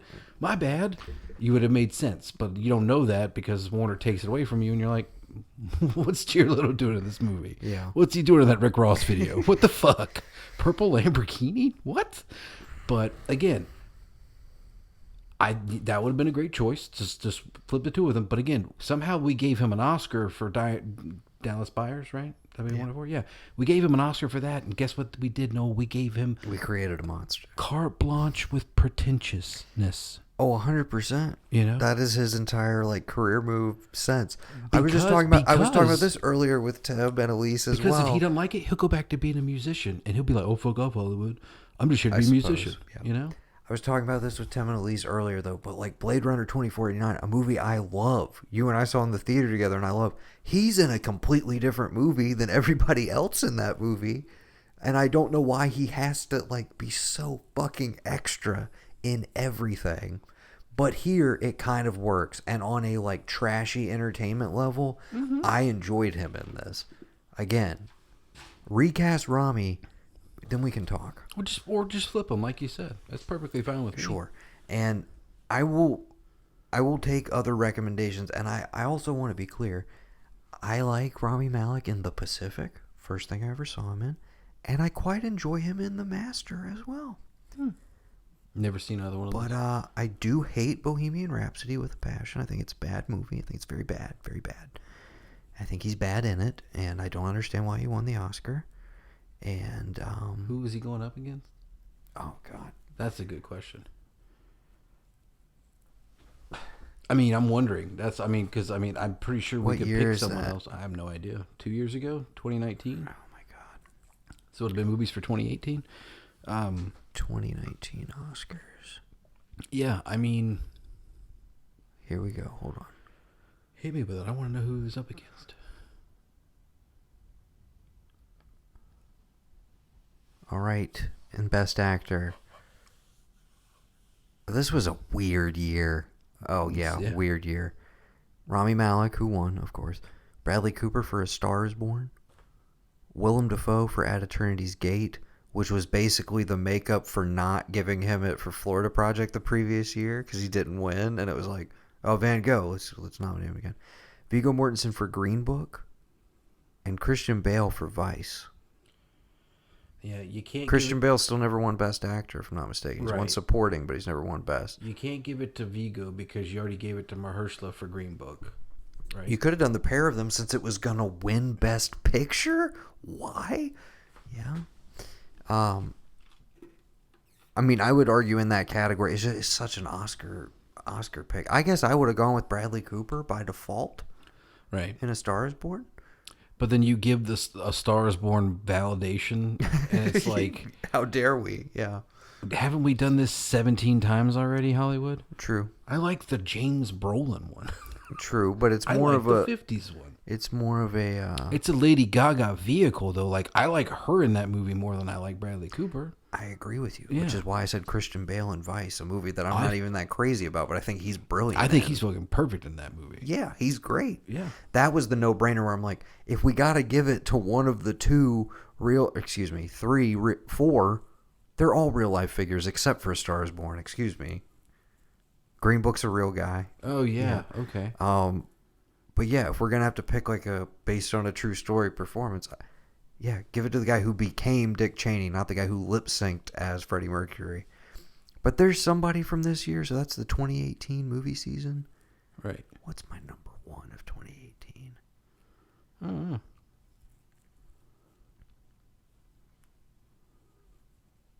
Oh, you know who should have been nominated? Who? John David Washington for Black Klansman. Yeah. That would have been great. Where was he in that category? You could have given me, what's his face? You could have given me Adam Driver for Best Supporting for that, too. Chadwick Boseman for Black Panther? Yeah. Just saying. Anyways. Black Panther now, the number That was the one. little things. It's the little things. So, this is our second outing with a Warner Brothers HBO Max film. So far, we're not sold, apparently. We aren't. I am. I love the service. The app is horrible. I will state that once again. Another influx of people because of this coming out, clearly. And you guys you got to fix your algorithm. Dude, they recommend movies now based on astrology. They have a horoscope section where you go in. Excited. And I was like, this is cool. This is interesting. All of the recommendations, trash. Across the board. For your month or my month? For all of them. How do you know that, though? I scrolled through them all. So you're saying the connections they were making between, like, this is your horoscope and this is the movie or television show that we picked to represent that? Very clunky. Quite a stretch. I'd be interested to see what yours were. They're probably the same as yours. What are you talking about? I mean, like, what your month was. Oh, I don't know off the top of my head. For October, what the movie they recommended for you, because the movie they recommended for me for January fit for me perfectly. What was it? I don't remember, but I was like, that looks neat. I could buy that being a me movie. Okay. Yeah. Well, apparently, it works for some people. So yeah. You have to believe in astrology for it it's to in work. the way that you use it. It comes and it goes. It's the little things, Noah. Boy, don't you know. What, dude? Roam if you want to, Noah. Roam around the world. Okay. Find your inner... Dude, also that. We kicked off with like, dude, interesting. All right, you're going to give me B-52s and use it in like a creepy context? I'm down. And then we get into Academy Award nominee for 1917 and a billion other things. Thomas Newman's score for this movie, which sounds like it was made in the 90s. There's some like vaguely Middle Eastern like Vox vocals built in here. It's just trash, man. I did not like it. This movie does not deserve a Cliff Martinez score, but if you threw one on it, then we can have a conversation. Just saying, for doing LA crime movies. Yeah. Dude, there's a moment where he's like interviewing Rami Malek's talking to one of the families. And they're watching home videos, and I was like, John Lee Hancock. You seen Manhunter? Yeah. You a fan? You a fan? I get it. Because you're watching the whole movies. The framing is very similar as well. Like, dude, you're no Michael Mann. Get the fuck out of here. Set it somewhere else. Seriously. Set it somewhere. Get off of his turf. You stay out of LA and you stay out of Chicago. Don't touch man's turf. What if in the middle of them leaving, Leto turns on the radio and it's to live and die in LA. And he just like turns it real quick. Yeah. That would have been funny. I agree with the recasts. I still enjoyed it. I'm coming at it from a different angle. You're always the more I feel you. person.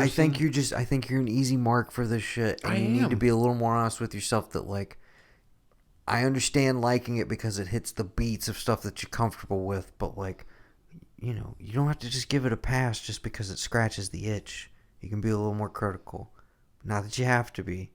Your opinion is your opinion. You should stick to it. And that's why I love you. Yeah. So this, just to be clear, this is your favorite film of 2021. So far, yes. No, I did watch that lockdown one with Chiwetel Ejiofor. Yeah. And Anne Hathaway. Annie Hathaway now. I did watch that. You know you have one. to call her Annie now, right? Why? She's rebranding. She's Annie. Annie Hathaway. I thought you were going to tell me she's transitioning. Not Anne.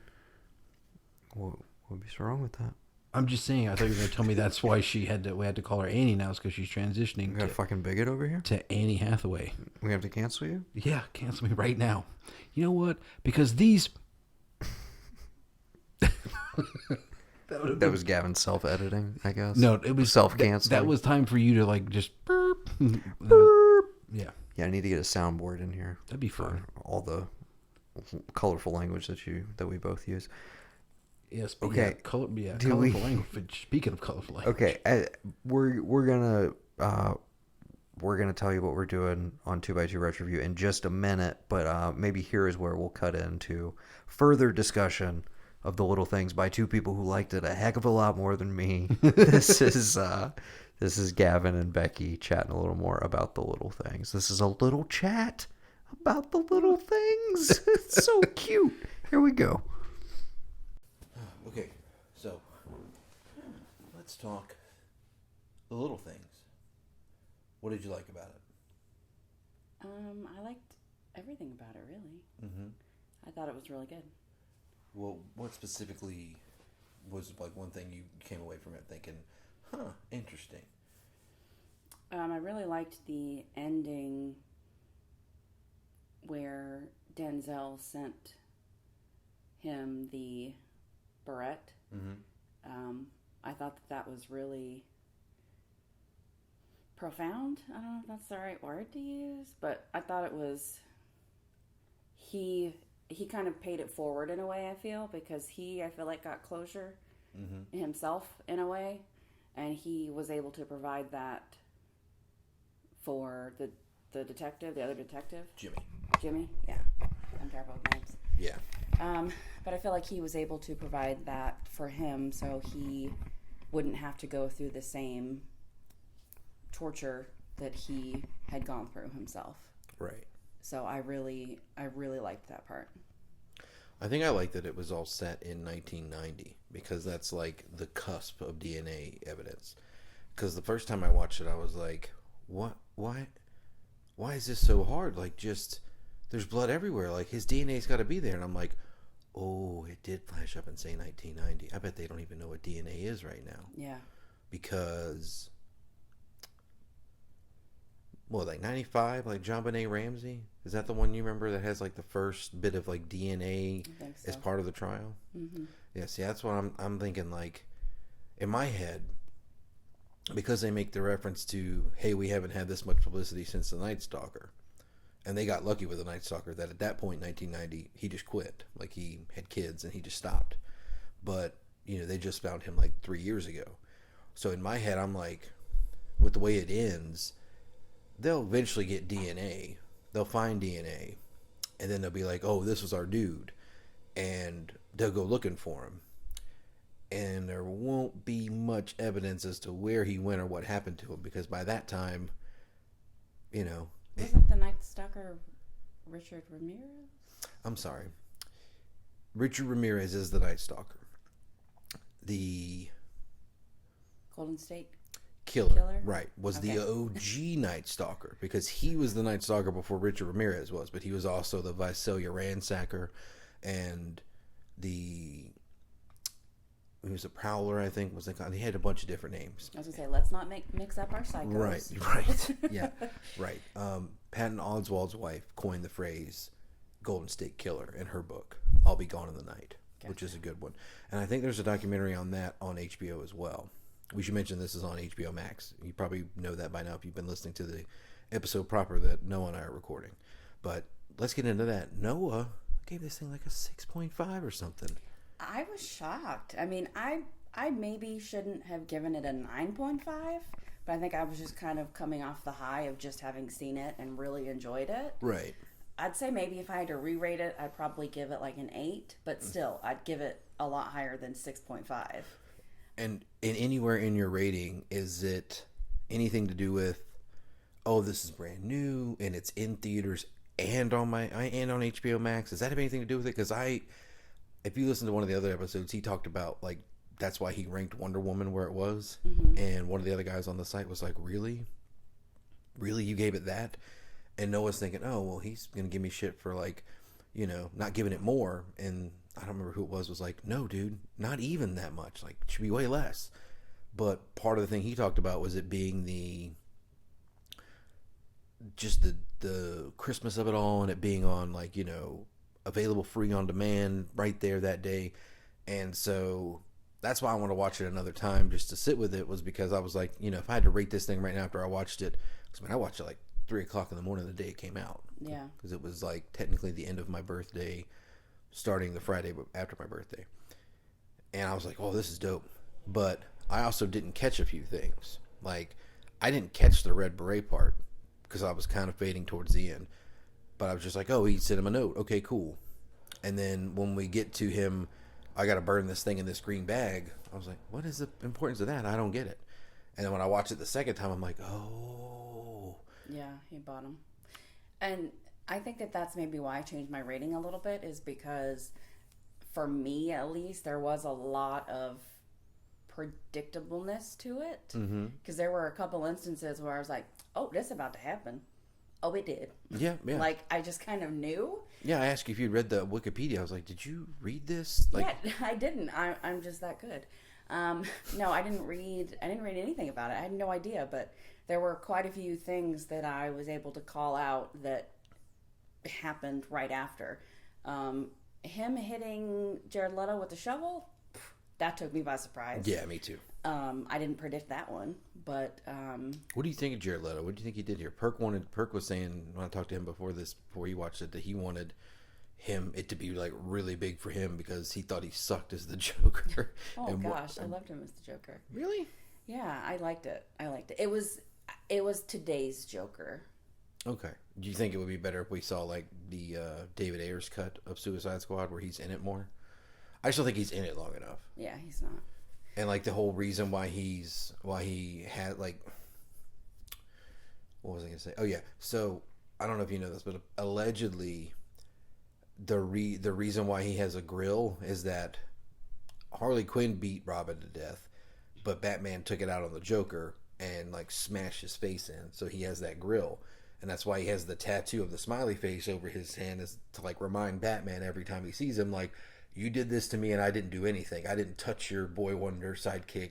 That was all my lady. But like, I'm going to remind you every time with this tattoo and, show you that this is you busting my teeth out and making me get a grill. You going too far. You had no reason to.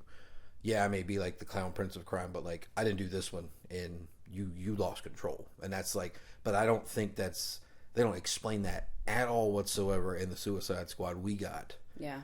And so I'm thinking if they do release a David Ayer cut, that might be in there and it might make some more sense. But well, for the little things, I thought Leto's performance was outstanding. I thought he did really well. He was very, very believable, and very. I didn't look at it as Jared Leto with a gut and stringy hair, and he was this person. It was a really good performance from him. I'm just happy he got off that island he was on. That was ridiculous. Like he He has literally been like on an island with a bunch of 30 Seconds to Mars fans, like building some weird like commune, whatever space area, and it's like they're making a killing off of these people who are paying money to come out there. And I'm like, okay, maybe he should take a break. So I was happy that he came back to this, and I'm hoping that, you know, I don't know. I quit listening to 30 Seconds to Mars a long time ago, but hopefully this will bring out. Is that? Oh, I thought Ali G was on the TV. I'm sorry. But yeah, I don't know. Do you want to count up the ways that we think that maybe possibly he is the killer? It was him the entire time?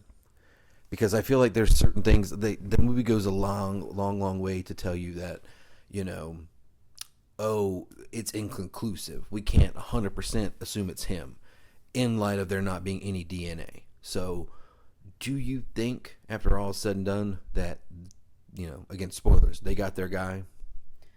I feel 98% confident, because I think that there's always that slight chance that it was someone that they didn't see coming. But I feel pretty confident just based off of what Denzel's character found in his apartment, based off of the FBI's initial profile of him. They were just describing Leto's character to a T. Okay.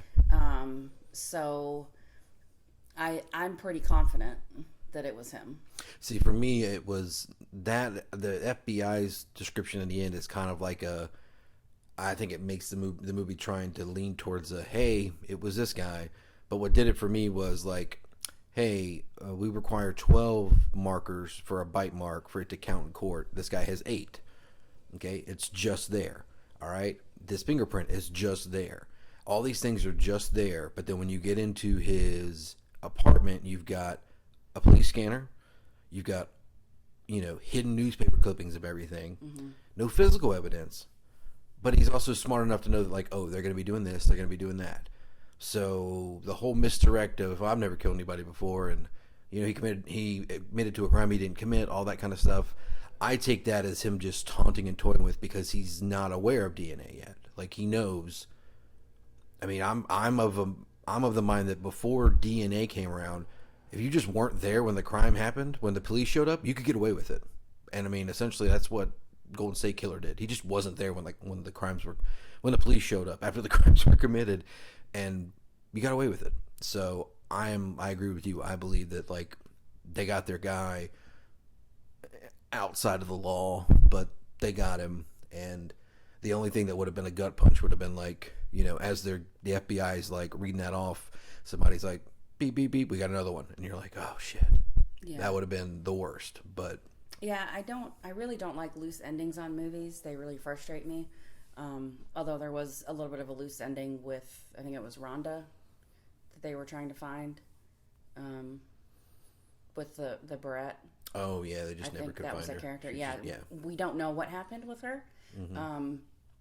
But I feel like at least they didn't have that where, oh, we got another body. Then it's like, oh gosh, we didn't get him. You know, I feel like it kind of left us feeling like we did get the right guy, you know?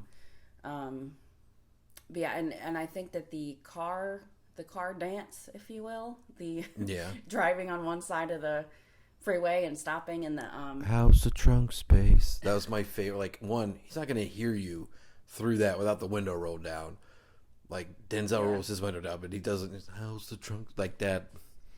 I loved that whole exchange, and that kind of made it, solidified it for me more that he was the killer. You know, because I feel like if you have no reason to pay attention who's been following you, to pay attention and things like that, you haven't done anything. So why would you be so keen as to who's where, you know? But the fact that he was, and the fact that he was screwing with him, yeah, absolutely. Well, I feel like they telegraphed it a little earlier, because, like, when Denzel comes back to, like, who says they don't return to the scene of the crime, and he asks, like, what mile marker did you find that body at? Oh, 450, whatever. And that's where he's standing, and he's just been there with Jared Leto. It's like, either he just somehow, I mean, that wasn't released to the public, apparently, that they didn't release where they found her at, but Leto knew to come there. Exactly. And to follow him there. Right. Like, so I think it does enough for me to give you enough things to say, look, this is the dude. Mm-hmm. But also it's a look at like, how do you prove that and come forward with that in a world where there's no cell phones, there's no DNA, there's no massive computer base. You know, I feel like everything, it's one of those like, oh, this all could be solved if it was now. And I like the idea to set it in the 90s where it's like, no, you had to go, counties had to talk to different police precincts and jurisdictions to get evidence. But that's the whole reason he goes back to his old precinct anyway, is to pick up evidence. Yeah. You know? And so just looking at like how a crime would get solved when we have, what, 20, 30 different TV shows out now that's like boom, boom, boom. Like Law and Order, they have evidence and DNA and all that in the hour that we watch the show. And it's like, no, these things take time. And I think that's the difference in why some people are like, oh, you know, I want justice, I want this. And it's like, well, you could have a situation where it's like Just Mercy, what I was just watched with Jamie Foxx and Michael B. Jordan. It's like, you could have that where it's like, well, there's plenty of wrongful deaths right here. We've been in Mississippi or Alabama, wherever it has been, you know, killing people for crimes they didn't commit for years. So I think it's just, I like the fact that they said it in the 90s and dated it, and realizing that the second time, I didn't see any vehicles that looked out of place. They all looked like, okay, it's 20 years after the 70s and the Night Stalker. People are still driving what may be late model stuff, but it looks legit. Yeah. You know? And of course, when I was in 1990, I was only 2 years old. I wasn't paying attention to what's on the road, so could have very well been just older like metal deep-bodied cars from Detroit. No. Yeah. Weren't any kind of Japanese plastic, you know, electric razor cars. None of that. It was all, you know, just, I don't know. I really enjoyed it. I'm still sitting at a 9 with it. Just part and parcel, everything, all to do with it. And I'm looking forward to the next big thing that's coming out next month on HBO on demand / in the theater, Judas and the Black Messiah. That looks like a real good one. But so you're still at you said 8.5 right now. An 8. 8, okay. 9.5 to 8. Okay, all right. It can fluctuate. That's, you know, that's cool. I really enjoyed it. I really did. But I don't think it was like jaw-droppingly amazing. Yeah, it's not like Seven or any other kind of big crazy police. You know, I feel like there's several police like procedural movies or like just police crime stories in general that like have that like like shocker moment. Like obviously Seven with the what's in the box at the end. I'll even go Usual Suspects with the whole ending of that. Other random, I don't know. I'm trying to think of other big cops and stuff. You know, I can't remember. Anyway, this has been a fun little chat about the little things, and we will be back. I guess we're going to go back to the episode proper with me and Noah. I don't know where Noah's going to put this, but thanks for sitting down and talking to me about this movie. And I guess we'll catch the next one that comes out on HBO Max. Yeah, sounds like a plan. All right. Thank you. Thanks. Bye. Bye. All right. Yeah. I enjoyed it. I hope we can, I mean, we don't have to do it every episode, but maybe we can keep this streak going of like every time we get together, we got a little taste. I'm getting better with the task cam every time out, dude. I got to apologize to everybody now if you listen to Den of Thieves. I went out and bought a nice microphone. Did not realize I had to have that microphone plugged up to a power source. That's why it only sounded like I was talking when you heard Perk's thoughts. Yeah. I have recorded stuff since with him with two good microphones. I've learned a lot about audio editing, but I'm not a miracle worker. All right? I did my best. So I hope people stuck around. Losers whine about their best, Noah. Winners go home and fuck the prom queen. Okay. Carla was the prom queen. Sorry. Okay. So yes, thank you to Becky for checking in. We look forward to future appearances from her and from Perk. You said you guys are working on a. You want to tease this before we talk about tentative title for this tentative title for this new thing we're doing, in the vein of like cheesy, terrible, in movie action movie trailers, which I can only think of one movie. It's the one we pulled from. We've decided we think we're going to call this show Little Do You Know with Black Hammer and White Lightning. I, of course, am White Lightning. Perk is Black Hammer. Okay. It's a play on Major League 2. If you don't know what we're talking about, fuck you better ask somebody. Yeah. Yeah, you don't know, you better ask somebody. That's a good one. I like using dad quotes in that. Yeah. Well, I look forward to it. I guess we'll premiere it on here, and then once you guys have some episodes banked up, it'll be its own special solo feed. Yeah, probably. And you can just do whatever the heck you want with it. Yeah. It's loosely based around entertainment, but as we've been recording these, it seems like it's growing into this other thing that's like he wants like other people that are into movies and stuff to come on. So it'll have that like anchoring premise of like we're coming together to talk about pop culture movie stuff. But it's about life, baby. But it will divulge into so many different other things. I look forward to it. And I love it. And I'm just glad I get a chance to record with my buddy and just have a record of us just there. And look, we talked about, making a Patreon only one and just, not editing the names, not protecting the innocent. And if the stories are the stories and you happen to be in them, we're sorry. And making people pay for it so that those people who you talk about can then come sue you and be like, where's my paycheck?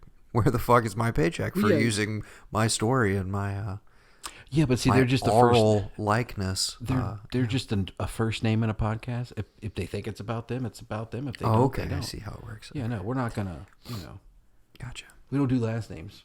I guess that may still protect the innocent. Okay, well, people can look forward to the premiere of that hopefully within like the next month, and then the series proper possibly launching in year 5 here at the ARK of E, which is right around the corner. That's what I want to do. I want to kind of drop it like February-ish. Yeah.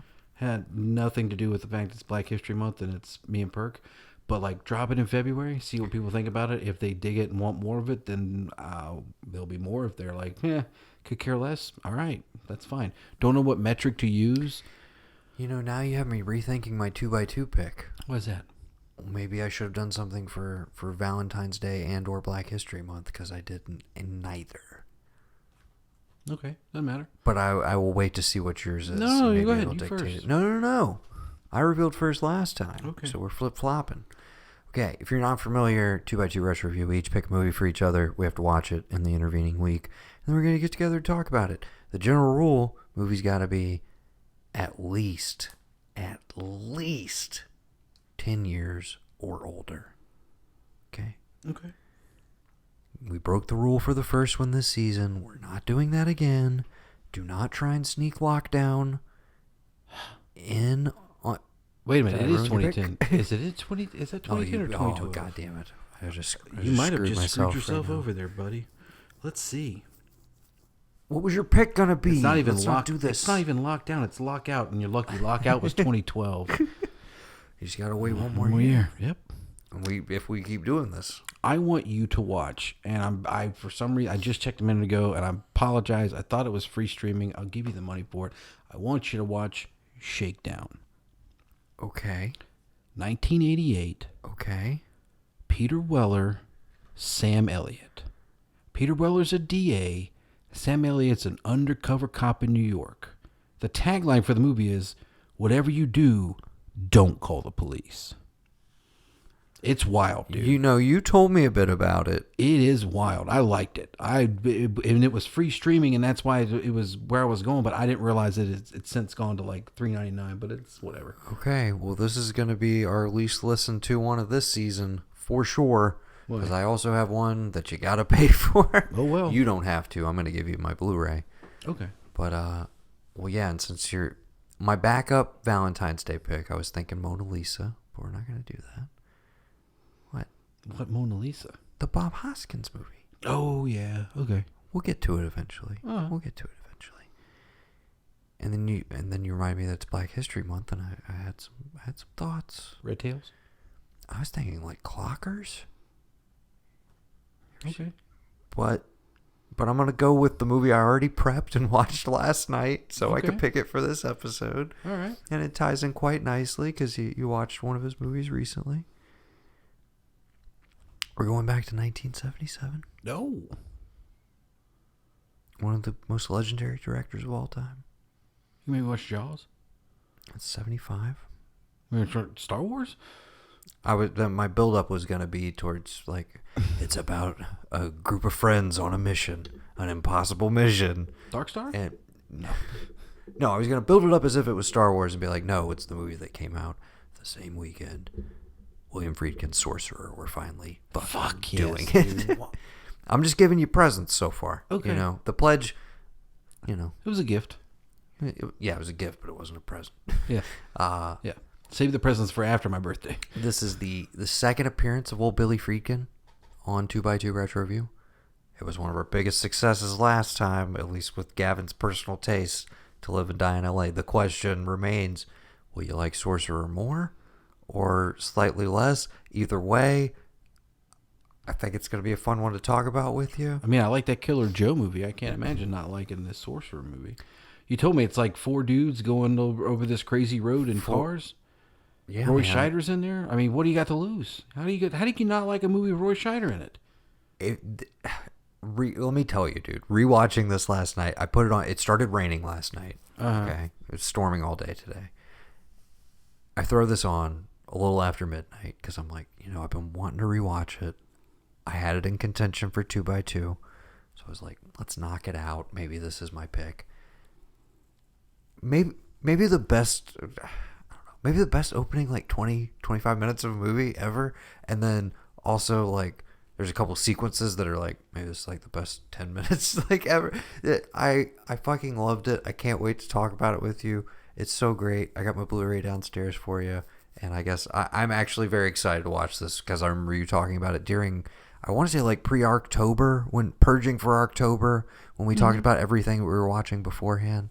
And who doesn't like Peter Weller and Sam Elliott? So, all right. So what's the name of that one again? Shakedown. Okay. So, our February episode of 2x2, we're doing Shakedown from 1988. I would have been 5 months old when this movie came out. Hell yeah. And we're going to do Sorcerer from old William Friedkin back in old 1977. Both of those are available on Amazon Prime. If they are available streaming on any other services, I will note it in the show notes. And but it could, based on what it literally could change tomorrow, Monday, because I feel like things update Monday morning when they're Tuesday different. usually. But Tuesday. So it could change.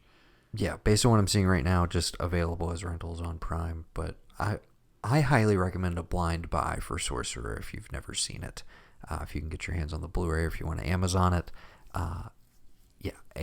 a masterpiece in my opinion. We'll see what old Gavin thinks of it. Let me know what day you want to try and watch it, because I will use my gift card to purchase it under Mom's thing.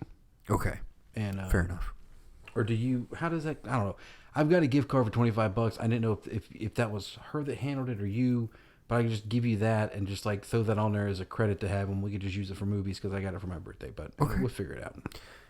Indeed, we will figure it out. So I think that'll be the next time you hear from us. It'll be a 2x2 review.